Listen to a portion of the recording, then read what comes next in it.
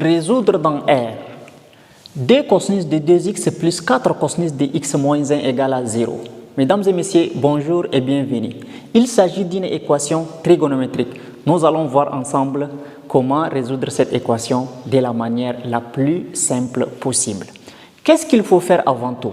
Eh bien, ici, nous avons 2 cosinus de 2x. Ici, on a cosinus de x. Alors, cosinus de 2x avec cosinus de x, ce n'est pas la même chose. On a besoin de transformer cosinus de 2x en cosinus de x.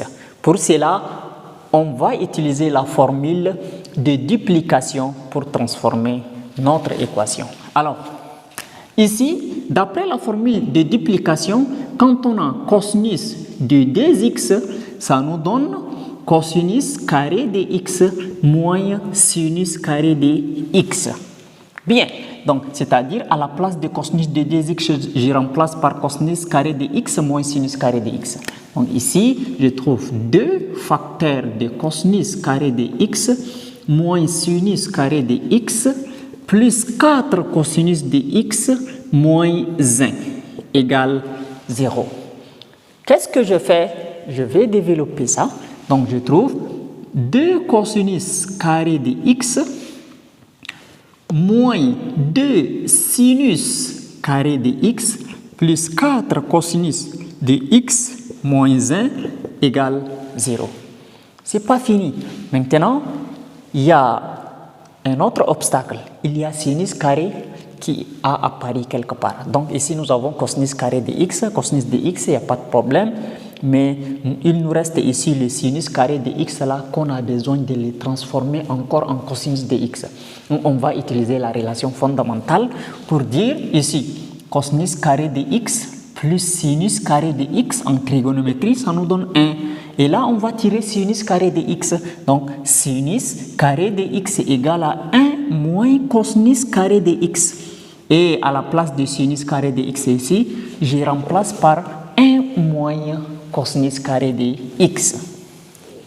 Eh bien, j'écris l'équation 2 cosinus carré de x moins 2 et sinus carré de x, c'est 1 moins cosinus carré de x plus 4 cosinus de x, 4 cosinus de x moins 1 égale 0. On casse les parenthèses. Donc, on aura 2 cosinus carré de x moins 2 fois 1, ça donne 2. Moins fois moins donne plus. Et 2 cosinus carré de x. 2 cosinus carré de x. Ici, on aura plus 4 cosinus de x moins 1. Le tout, ça nous donne 0. Eh bien, là, on a 2 cos carré de x plus 2 cos carré de x. Ça nous donne 4 cosinus carré de x. Bien. Et ici, il y a plus 4 cosinus de x, plus 4 cosinus de x. Et on a moins 2, moins 1. Moins 2, moins 1, ça fait moins 3 égale 0. Et là, maintenant, qu'est-ce qu'on fait? On va écrire cosinus carré de x là. Je peux aussi l'écrire cosinus de x, le tout entre parenthèses au carré. Je peux le faire comme ça.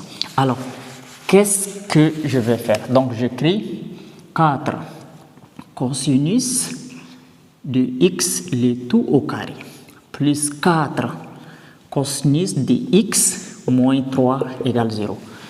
Donc, on va faire le changement des variables. On va dire posons cosinus de x égale à grand x, c'est-à-dire à la place de cosinus de x là, on change par grand x. Donc, qu'est-ce qu'on trouve? On trouve 4 grand x au carré plus 4 grand x moins 3 égale 0. Bien. Donc, on a obtenu une équation du second degré. Donc, on va utiliser le discriminant delta pour la résoudre. Si tu es là jusqu'ici, n'oublie pas de liker la vidéo. Alors, maintenant, revenons ici.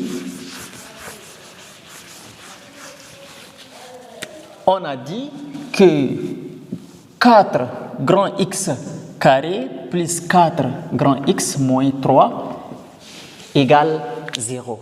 Eh bien, on va identifier A égale 4, B égale 4, C égale moins 3. On va poser discriminant delta. Delta égale à B au carré moins 4AC. Donc, delta égale B au carré. B c'est 4, donc on aura 4 au carré moins 4 fois A aussi, ça fait 4 fois C, C c'est moins 3. Donc, delta égale 4 au carré, c'est égal à 16.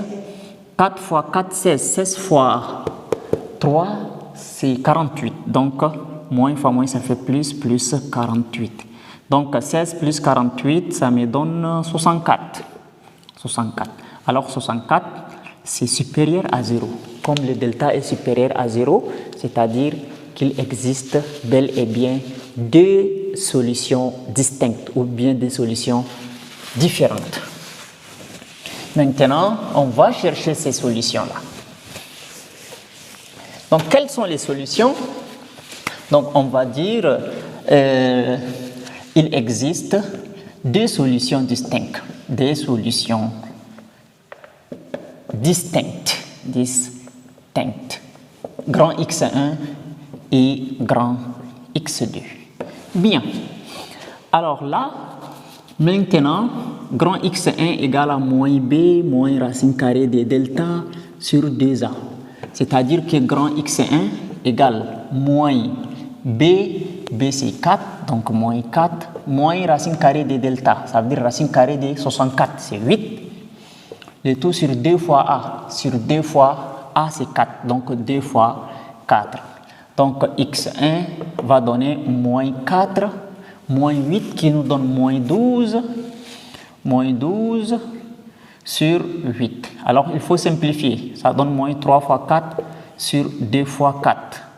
Donc grand X1 nous donne moins 3 demi. On va chercher grand X2. Grand X2 égale à moins B plus racine carrée de delta sur 2A. Donc grand X2 égale moins B, B c'est moins 4, plus racine carrée de delta. Racine carrée de delta, c'est-à-dire racine carrée de 64 qui donne 8.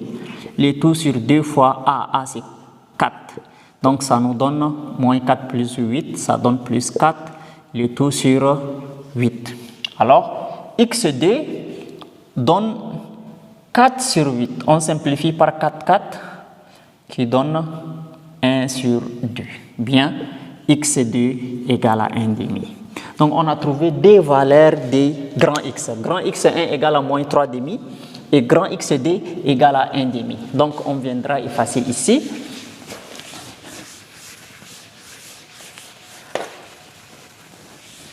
Ok, donc grand X1 égale à moins 3 demi, grand X2 égale à 1 demi.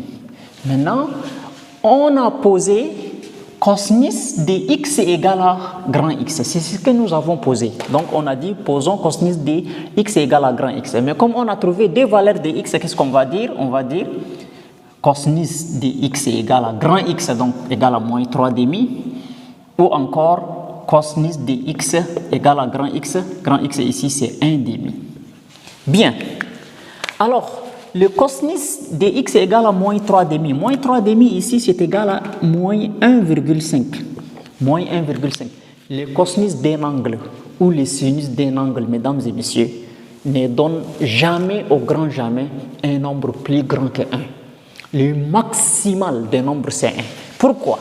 Parce que dans un cercle trigonométrique, c'est un cercle dont les rayons égale à 1. Donc les valeurs des angles là, c'est-à-dire ce sont des valeurs qui ne sortent pas en dehors du cercle. Donc le cosinus d'un angle ne peut jamais sortir pour donner 1,5 ou moins 1,5 quelque part là. Donc la plus grande valeur c'est 1.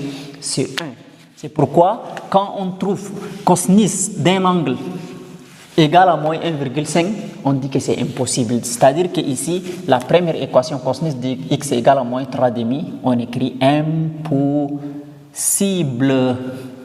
Bien. Donc, cosinus de x égale à 1 demi. 1 demi, c'est 0,5. là c'est possible. C'est-à-dire que nous avons obtenu une équation trigonométrique dont nous sommes appelés à la résoudre. C'est cosinus de x égale à 1 demi. Donc passons à la résolution.